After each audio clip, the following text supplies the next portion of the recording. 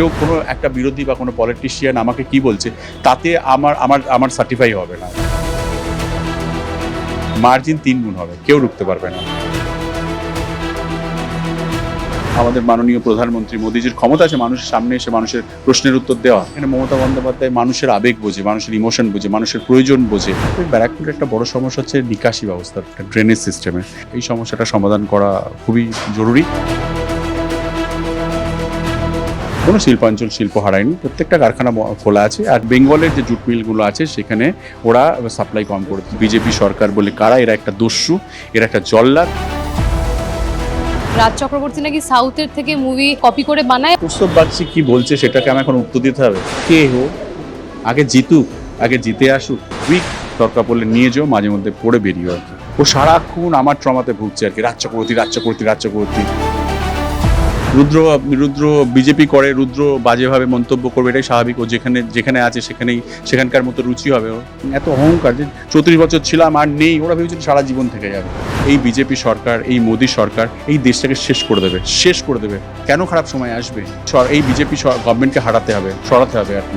এরা মানুষের সরকার নয়। যতই বড় হামলা, আবার জিতবে বাংলা।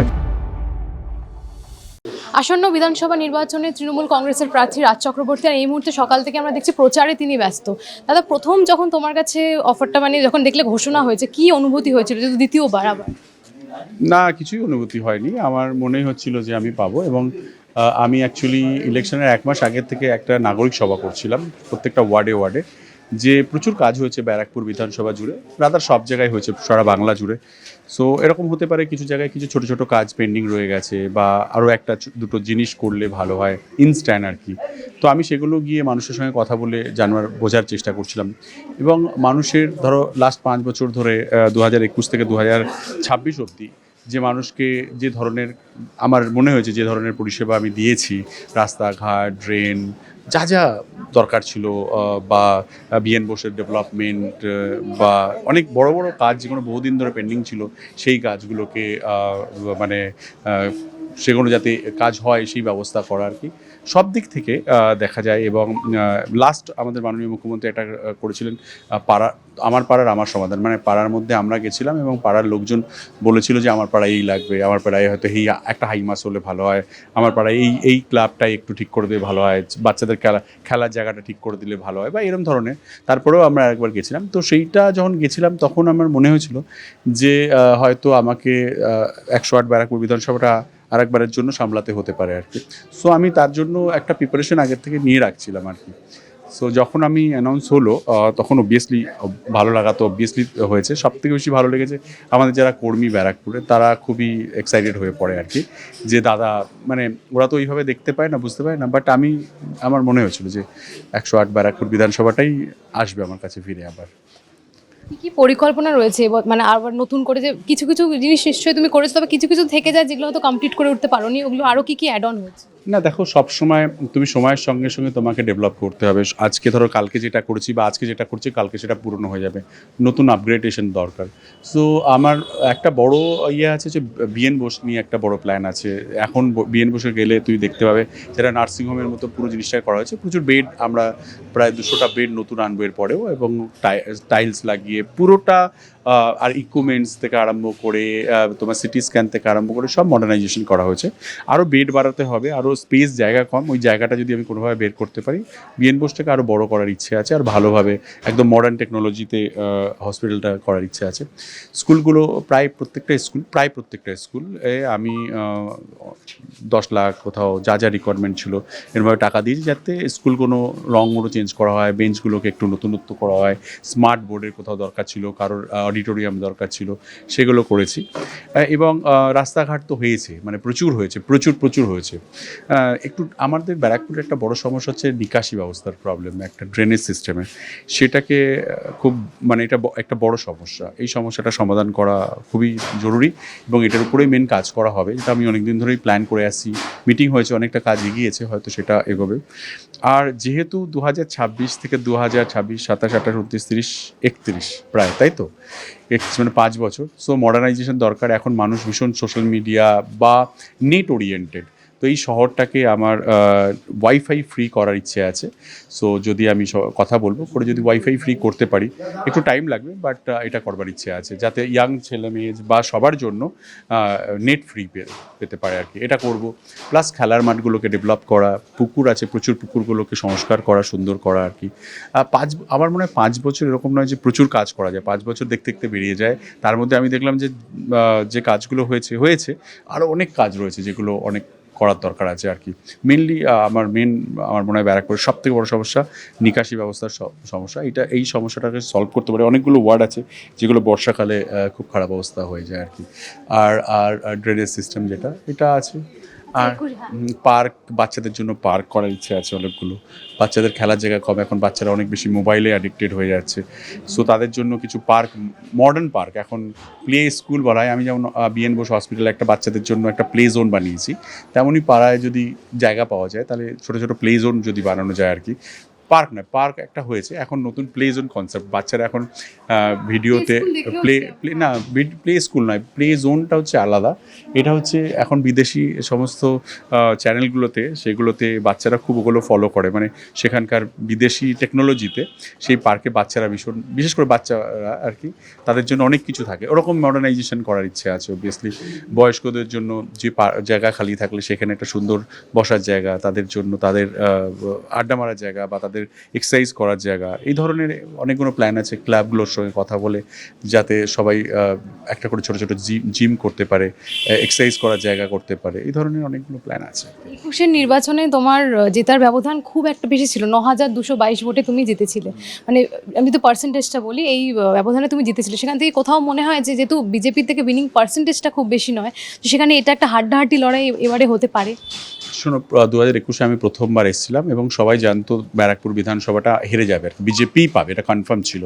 যেহেতু টিটাগড় একটা কনস্টিটিউয়েন্সির মধ্যে একটা শহর যেখানে ম্যাক্সিমাম হিন্দি ভাষাভাষী, সবাই জানে যে হিন্দি ভাষাভাষী মানেই আমাদেরকে ভোট দেবে না।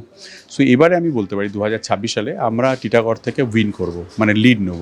ব্যারাকপুর তো লিড হয়ই, তো এবারের মার্জিনটা 3 গুণ হবে আর কি, জেতার মার্জিনটা। নট 8,500 বা 9,000, 3 গুণ হবে আর কি, মানে 3 গুণ করলে যা হয় তাই হবে। কারণ আর 5 বছর, প্রথমবার আমি এসেছি এবং 5 বছর ধরে আমি যে পরিষেবা দিয়েছি, মানুষের সঙ্গে থেকেছি, মানুষের যে কোনো প্রয়োজনে মানুষের পাশে থেকেছি। দেখো, হয়তো আমি সাইকেল নিয়ে পাড়ায় পাড়ায় ঘুরে বেড়াইনি, কারণ সবাই সবার মতো ব্যস্ত।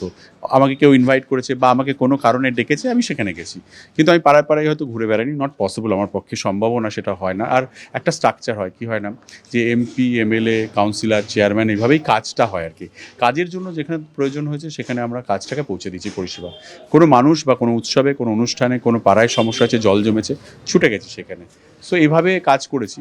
তো আমার বিশ্বাস যে মানুষ কাজের প্রতি আস্থা রেখে মমতা বন্দ্যোপাধ্যায়ের মানুষের জন্য যে 365 দিন কাজ করেছে, আজকে গ্যাসের সিলিন্ডারের জন্য কি অবস্থা, হাহাকার পড়েছে, পেট্রোলের দাম, ডিজেলের দাম, মানে এই গভর্নমেন্ট, যে বিজেপি গভর্নমেন্ট, সাধারণ মানুষের জন্য, খেটে খাওয়া মানুষের জন্য কোনো দিন ভাবে না। এরা বড় বড় কথা বলে, এরা মানুষের আবেগই বোঝে না, ইমোশন বোঝে না এরা।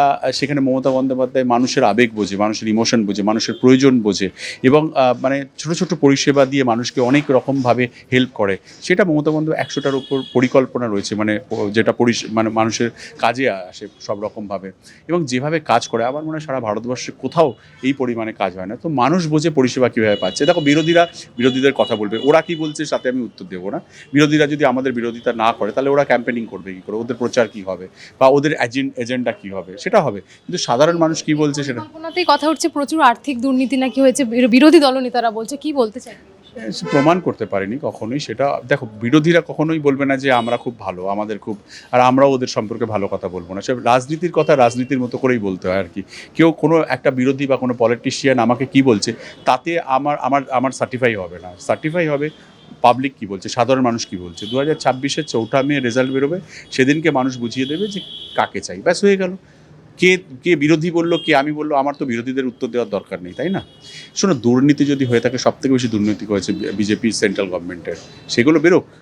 আজকে আমাদের মাননীয় প্রধানমন্ত্রী মোদিজির ক্ষমতা আছে মানুষের সামনে এসে মানুষের প্রশ্নের উত্তর দেওয়া। উনি যে কোনো ইন্টারভিউ করতে যান তখন ইন্টারভিউতে প্রশ্ন সেট করে দেওয়া হয়, কিন্তু মাননীয় মুখ্যমন্ত্রী মমতা বন্দ্যোপাধ্যায়কে তুমি যে কোনো প্রশ্ন করতে পারো আর কি, তার উত্তর উনি দেবেন আর কি। এত বড় দম আছে। তার মানে এই দমটা তারই থাকে যার কনফিডেন্স আছে, যার মধ্যে সাহস আছে, যে জানে আমি কি করতে পারি আর কি করেছি। এফআইআরে প্রায় 49,000-এর উপর নাম বাদ যাওয়ার সম্ভাবনা রয়েছে। কিছু নাম বাদ গেছে, কিছু নাম বাদ যাবে, মানে নেগেটিভ দিক হতে পারে। না কোনো নেগেটিভ হবে না, কোনো নেগেটিভ হবে না। 49,000 যদি বাদ দেয়, 50,000 নতুন ভোট অ্যাড আসবে, আমাদের দিকে চলে আসবে, চিন্তা করো না। মার্জিন 3 গুণ হবে, মার্জিন 3 গুণ হবে, কেউ রুখতে পারবে না। কৌস্তব বাগচি আমাদের ইন্টারভিউতে একটি কথা বলেছিলেন যে রাজ চক্রবর্তী নাকি সাউথের থেকে মুভি মানে ছাপা ওখান থেকে কপি করে বানায়, ওনাকে বলুন যে নতুন কোনো কনসেপ্ট ভাবতে, এবং ওনার আরবানা থেকে এখানে আসতে যতটা সময় লাগে ততক্ষণে উনি নাকি জিতে বেরিয়ে যাবেন। এই দুটো বিষয় নিয়ে তাকে কি বলতে চাই? কৌস্তব বাগচি কি বলছে সেটাকে আমি এখন উত্তর দিতে হবে? 5 বছর ধরে মানুষের জন্য কাজ করলাম, আমি কি করেছি, আমি কিসের জন্য আজকে রাজ চক্রবর্তী, মানুষ আমাকে তুমি তোমার সঙ্গে ছিলে, মানুষের এই ভালোবাসা কিসের জন্য, সেটা নতুন করে আমি ওকে প্রমাণ দিতে যাব? কে হোক, আগে জিতুক, আগে জিতে আসুক, তারপরে ওর সঙ্গে কথা বলবো, ওর প্রশ্নের উত্তর দেবো। আমি কে, আমি কোথা থেকে এসেছি, ওর আমাকে নিয়ে মাথা ব্যথা আছে, কিন্তু আমার ওকে নিয়ে মাথা ব্যথা নেই। আমি একটাই ওকে বলবো, সেটা হচ্ছে যে ও খুব হাইপার, ও খুবই উত্তেজিত হয়ে যায়। সবে এবারে দাঁড়িয়েছে আর কি, আগে ভোটে কাউন্সিলর ভোটে দাঁড়িয়েছিল, খুবই খারাপভাবে হেরেছে, খুব খারাপভাবে হেরেছে। মানুষ একদমই ওকে, ওর ব্যবহারের জন্য ওর দলের লোকেরা ওকে পছন্দ করে না। এবং তুমি এর রিফ্লেকশন তুমি ভোটে দেখতে পারবে যে ওর সঙ্গে যে কজন মানুষ আছে সে কটা মানুষেরও ভোট পাবে না ও। সো বেসিক্যালি ও কি বলছে, ও যদি একটা ভালো পাওয়ারফুল ক্যান্ডিডেট হতো, একটা সেন্সিবল ক্যান্ডিডেট হতো, আমি অবভিয়াসলি সব প্রশ্নের উত্তর দিতাম। আর সব প্রশ্নের উত্তর আমি ওকেই দেবো কেন? আমাকে যদি জনতা জিজ্ঞেস করে, মানুষ জিজ্ঞেস করে, আমি দেবো আর কি। ওকে 50,000 ভোটে নাকি তোমাকে হারাবে। 50,000 ভোটে ও হারাবে, ও জানে টোটাল কত ভোট হচ্ছে, কত ভোট ওরা পেয়েছে, কত ভোট আমরা পাবো, কত ভোট সিপিএম পাবে, জানে ও। 50,000 ভোটে হারাবে, ঠিক আছে, স্বপ্ন দেখা ভালো, একটা মানুষের সবসময় বড় টার্গেট থাকাই ভালো আর কি, তাহলেই সে কিছুটা হলেও অ্যাচিভ করতে পারে। যদি 50,000 ভোটে হারাবে বলে, তাহলে অ্যাটলিস্ট 5,000 ভোট তো পাবে, একটা মিনিমাম 5-এর সংখ্যায় তো যাবে। কিছু একটা হোক, ওর ভালো হোক আমি চাই। 4 মে এর উত্তর আমরা দিয়ে দেবো আর কি, ব্যালট বক্সে। আমরা গণতান্ত্রিকভাবে, হ্যাঁ, কোনো উত্তেজিতভাবে নয়, কোনোভাবে মানুষের নোংরা প্ররোচনা নয়, কোনো রকম ওর মতন ড্রামাবাজি করে নয়, নাটকবাজি করে নয়, ঠিক আছে, গেঞ্জি খুলে রাস্তায় বসে, হ্যাঁ, আমি এরমভাবে নয়, মানুষের কাজের নিরিখে মানুষ আমাদেরকে ভোট দেবে, এটা আমার দৃঢ় বিশ্বাস। এবং চতুর্থবারের জন্য মাননীয় মুখ্যমন্ত্রী মমতা বন্দ্যোপাধ্যায় আসছেন, এবং ওর যে স্বপ্ন, যে ওর যে চুল গজানো আর কি, যেখানে চুলটা কেটেছে সেটাও সারা জীবন কেটে রাখতে হবে ওকে, ও কোনোদিন চুল ওর গজাবে না, এটুকুনি আমি প্রমিস করলাম। ওর আমার বলা উচিত যে এই যা গরম পড়েছে, প্রচুর গরম, ও ঘোল খেয়ে বেরোক, বাড়ি থেকে ঘোল নিয়ে বেরোক, মাঝে মধ্যে মাথায় মাখবে, মাঝে মাঝে খাবে আর কি, তবেই ওর মাথাটা ঠিক হবে। আদারওয়াইজ এখনও 1 মাসের উপরে বাকি আছে, ও অসুস্থ হয়ে পড়বে, যখন তখন অসুস্থ হয়ে পড়বে, কথা বলতে বলতে ও হাঁপিয়ে পড়ে, ও টেনশন করে। ও জানো, আমি নাকি শুনছি, ও বলছিল আমরা কজন লোক নিয়ে যাচ্ছি, আমরা কজন নিয়ে যাচ্ছি, সব ওর নাকি পেছন ফলো করে। ও সারাক্ষণ আমার ট্রমাতে ভুগছে আর কি, রাজ চক্রবর্তী, রাত্রে ঘুমের ঘরে নাকি চিল্লে ওঠে, এই রাজ এসছে বলেছে। সো আমি এরকম একটা লোককে আরও ভয় দেখাবো বলো তো? ভয় প্রথম দিন থেকে ভয়ে রয়েছে আর কি, আরও ভয় দেখাবো? তবে আমি একটা জিনিস মনে করি যে ও আমার প্রতিদ্বন্দ্বী হলো, আমি সম্মান করি ওর ভাবনা চিন্তাকে। এটা পলিটিক্যাল লড়াই, অবভিয়াসলি যতদিন এই ক্যাম্পেনিং চলবে এই ধরনের কনভারসেশন চলতে থাকবে, বাট মার্জিত, কাউকে ছোট না করে, কাউকে অসম্মান না করে, এটা বেসিক ইয়ের মধ্যে থেকে আর কি। আমি কখনোই ওর ব্যক্তিগত বা কোনো ব্যাপারে আমি কথা বলবো না, কিন্তু যেহেতু চুলটা পলিটিক্যাল কারণে কামিয়েছিল, তাই আমি এই কথাটা বলছি আর কি। সো খেলা হবে, খুব খেলা হবে, যতই করো হামলা, আবার জিতবে বাংলা, কিচ্ছু করার নেই। বেচারার চুলটা উঠবে না, আমি খুব চিন্তিত। উইক দরকার পড়লে নিয়ে যাও, মাঝে মধ্যে পড়ে বেরিয়েও আর কি। ব্যারাকপুর শিল্পাঞ্চল, তবে এটা বলা হচ্ছে ব্যারাকপুর থেকে নাকি শিল্প হারিয়ে যাচ্ছে, এই বিষয়েও কি বলতে চাই? তাই নাকি? তুমি চলো, কোথায় শিল্প হারিয়েছে? যদি শিল্প কিছু হারিয়ে থাকে, সিপিএমের সময় হারিয়েছে, সব থেকে বেশি বন্ধ হয়েছিল সিপিএমের সময়। কোনো শিল্পাঞ্চল শিল্প হারায়নি, প্রত্যেকটা কারখানা খোলা আছে। আর যদি যে কটা জুট মিল মাঝে মধ্যে বন্ধ হয়ে যায়, সেটা যে সেন্ট্রাল গভর্নমেন্টের পলিসি, জুট পলিসি, এটা সেন্ট্রাল গভর্নমেন্ট, জুটটা সেন্ট্রাল গভর্নমেন্ট দেয়, আর জুটের অর্ডারটা সেন্ট্রাল গভর্নমেন্ট দেয়, জানো তো এটা? জানো তো? হ্যাঁ। সো এই অর্ডারটা বন্ধ করে দিয়েছে। আগে বাংলাদেশ থেকে পাট আসতো কলকাতায়, এখন বম্বেতে নিয়ে যায়, এবং বম্বে থেকে আগে পাটটা আসতে আগে ধরো 80,000 টাকা লাগতো টন, এখন 1.5 লক্ষ টাকা লাগে টন। সো আগে যে ধরনের অর্ডার থাকতো, এখন যেহেতু সেন্ট্রাল গভর্নমেন্ট ম্যাক্সিমামটা প্লাস্টিকের বস্তায় করে সাপ্লাই করে, তো বেঙ্গলের যে জুট মিলগুলো আছে সেখানে ওরা সাপ্লাই কম করে দিচ্ছে, ফলে যেটা হচ্ছে যে এখানকার লেবারদের একটা সমস্যা হচ্ছে, এবং সেটাই প্রমাণ করার চেষ্টা করছে, বোঝানোর চেষ্টা করছে করছে, ভাই এই স্টেট গভর্নমেন্ট তোমাকে বিপদের মধ্যে ফেলেছে। আমরা প্রশ্ন করতে চাই, ভাই গ্যাসের কি হলো? এই যে প্রত্যেকটা রেস্টুরেন্ট বন্ধ হয়ে যাচ্ছে, হোটেল বন্ধ হয়ে যাচ্ছে, ছোটো ব্যবসায়ী দোকান বন্ধ হয়ে যাচ্ছে, এটা তো গ্যাসের জন্য। গ্যাসের দাম বেড়ে যাওয়া, গ্যাস না পাওয়া, এই গ্যাস কেন পাচ্ছি না আমরা? আমরা তো কোনোভাবে যুদ্ধের সঙ্গে যুক্ত নই। ইরানের যুদ্ধের সঙ্গে কে যুক্ত? আমেরিকা যুক্ত। সো আমরা কেন ওর কাছে মাথা নোয়াবো যে আমাদের এমন কি প্রধানমন্ত্রী হয়ে উঠলো যার জন্য উনি ট্রাম্প কোথা থেকে আমরা তেল কিনবো, কোথা থেকে আমরা গ্যাস নেবো, কি বলবে, কখন উঠতে হবে তখন উঠবো, তখন বলবে বসবো। আমাদের দেশ তো এরকম কোনোদিন গোলামি করেছে বলে আমার মনে নয়। আমাদের দেশ অলওয়েজ মাথা উঁচু করে চলেছে। তো আগে ইকোনোর প্রশ্নের জবাব দিক। পেট্রোলের দাম, ডিজেলের দাম বেড়ে গেছে, মানুষ হাহাকার করছে, আগে এগুলোর উত্তর দিক, তারপরেও আমাদের প্রশ্নের উত্তর অন্য জিনিস নিয়ে কথা বলতে আসবে। 2 কোটি করে মানুষের চাকরি দেবে বলেছিল বছরে, এত বছর হয়ে গেছে, কটা মানুষের চাকরি দিয়েছে ওরা? কি করেছে ওরা? প্রত্যেকটা সেন্ট্রাল গভর্নমেন্টের যা আছে সব প্রাইভেটাইজেশন করে দিচ্ছে। So ওদেরকে প্রশ্ন করো, করেছো প্রশ্ন এগুলো? করেছো কৌস্তুভ বাগচিকে প্রশ্নগুলো? করেছো না করনি? হ্যাঁ, তো প্রশ্ন করবে, তোমরা জিজ্ঞাসা করবে যে কেন প্রাইভেটাইজেশন হয়ে যাচ্ছে সব কিছু, কেন সেন্ট্রাল গভর্নমেন্টের থাকছে না, সব বেচে দিচ্ছ কেন? সেল থেকে আরম্ভ করে, রেল থেকে আরম্ভ করে সব কিছু বেচে দিচ্ছ, ভাই জিজ্ঞাসা করছো? এই যে এত কোনো মানুষ টাকা মেরে চলে গেল, তাদেরকে ফেরত নিয়ে এসছে, জিজ্ঞাসা করেছো কোনো দিন? এই যে বলেছিল 15 লক্ষ টাকা করে ফেরত নিয়ে এসে প্রত্যেকটা গরিব মানুষের অ্যাকাউন্টে দেবে, বলেছো দিয়েছে? জিজ্ঞাসা করেছো কোনো দিন? জিজ্ঞাসা করো। তোমরা ভয় পাও, কেন ভয় পাও? জিজ্ঞাসা করো। আমরা তো কাজ করে দেখাই, আমরা রাস্তায়, তো তুমি আমাদের সঙ্গে হাঁটলে, কটা মানুষ ছিল তুমি দেখেছো? কত মানুষ ছিল? ছিল তো অনেক মানুষ, জোরে বলো। ছিল তো? কতজন ছিল? 12 ছিল না 1200 ছিল? ছিল তো অনেক লোকজন। হ্যাঁ, তাহার মানে আমরা প্রমাণ করার কিছু নেই, আমাদের প্রমাণ মানুষ দেবে আর কি। আমরা মমতা বন্দ্যোপাধ্যায়ের সৈনিক। মমতা বন্দ্যোপাধ্যায় ভারতবর্ষের এমন একজন নেত্রী এবং এমন একজন পলিটিশিয়ান, সে যতদিন থাকবে বিজেপি সরকার টাফু করতে পারবে না, অত সহজ নয়। যেদিনকে মমতা বন্দ্যোপাধ্যায় থাকবে না, সেদিনকে বুঝতে পারবে বিজেপি সরকার বলে কারা। এরা একটা দস্যু, এরা একটা জল্লাদ, এরা অশুভ শক্তি। তুমি কি খাবে, তুমি কি পড়বে, তুমি কোথায় যাবে, তোমার বাড়ির বাচ্চার নাম কী হবে, সব ওরা ঠিক করে দেবে। মহিলারা সুরক্ষিত থাকবে না। মহিলারা, তুমি কি জামা পরবে, তুমি কোন প্যান্টটা পরবে, কোন জুতোটা পরবে, কখন কোন টিপ লাগাবে, তুমি রাস্তায় দাঁড়িয়ে কি করবে, কোনো কিছু তোমার স্বাধীনতা থাকবে না, মনে রেখো এটা। সেটা হচ্ছে বিজেপি। প্রশ্ন করো ওদেরকে। রুদ্রনীল ঘোষ তিনিও নানান রকমের নেগেটিভ মন্তব্য করছেন, তার বিষয়েও কি বলবেন? এটা রুদ্রর ব্যাপার। রুদ্র কি মন্তব্য করছে আমি তার ব্যাপারে কি বলবো? ও তো আমার প্রতিদ্বন্দ্বী নয় আর কি। রুদ্র বিজেপি করে, রুদ্র বাজেভাবে মন্তব্য করবে, এটাই স্বাভাবিক। ও যেখানে আছে সেখানকার মতো রুচি হবে ওর। সৎসঙ্গে স্বর্গবাস, অসৎসঙ্গে সর্বনাশ। বিজেপির সঙ্গে যারা থাকবে তারা ওইভাবেই কথা বলে, হু হু করে, হাই হাই করে, মানুষকে ছোট করে, মহিলাদেরকে ছোট করে। ও ওইটাই শিখছে, কিছু বলার নেই। আমার কি বলবো? মানুষ বলবে, সাধারণ মানুষ ওকে বলবে ওর কথা। ও যদি এটা ওর পলিসি থাকে, মানুষকে ছোট করে বড় হবে, কোনোদিন হতে পারবে না। ছোট করে মানুষকে কেউ বড় হতে পারেনি। আজকের দিনে দাঁড়িয়ে পলিটিক্সের ডাইমেনশনটা পাল্টে গেছে, ন্যারেটিভটা পাল্টে গেছে। এখন যদি মানুষ আগেকার মতো হ্যাঁ করে চিল্লায়, যে আমি দেখেছি যে অনেক সিপিএমের বাড়িতে আমরা যাচ্ছি বা একটা পার্টি অফিসে গেছি, আমরা গিয়ে দাঁড়িয়েছে, সৌজন্যবোধ আছে, সেটাও করে না ওরা, তাকায় না ঘুরে। এত অহংকার ওদের এত এত এত অহংকার যে 34 বছর ছিলাম আর নেই, ওরা ভেবেছিল সারা জীবন থেকে যাবে। তৃণমূলকে ওরা ঘেন্না করে আর কি, আমরা দেখি, বুঝতে পারি আর কি। সো বেসিক্যালি এটা মেন্টালিটি, এটাই মানুষ বুঝতে পারে এত অহংকারের জন্য। আর আমার মনে হয় অত অহংকার ভালো না আর কি। আর মানুষকে যারা ছোট করে তাদেরকে মানুষ যা বোঝানোর বুঝিয়ে দেয় আর কি। শেষ করব, বাংলার মানুষের কি বলতে চাই? একটাই কথা বলবো, মমতা বন্দ্যোপাধ্যায়ের পাশে থাকুন। মমতা বন্দ্যোপাধ্যায়কে চতুর্থবারের মতো আরও শক্তিশালী করে মুখ্যমন্ত্রী করুন, কারণ বিজেপিকে রুখতে পারে একটাই মানুষ, সেটার নাম মমতা বন্দ্যোপাধ্যায়। এবং শুধু বাংলা নয়, সেটা ভারতবর্ষের স্টেক লেগে আছে। এই বিজেপি সরকার, এই মোদী সরকার এই দেশটাকে শেষ করে দেবে। কালকেই অ্যাসেম্বলিতে, পার্লামেন্টে উনি বক্তৃতা দিচ্ছিলেন যে একটা খারাপ সময় আসতে পারে। এই খারাপ সময়ের জন্য আমরা দায়ী নই। কেন খারাপ সময় আসবে? আমরা কি দোষ করেছি? সো খুব খারাপ। এই বিজেপি গভর্নমেন্টকে সরাতে হবে আর কি। এরা মানুষের সরকার নয়, এরা বড় লোকদের সরকার।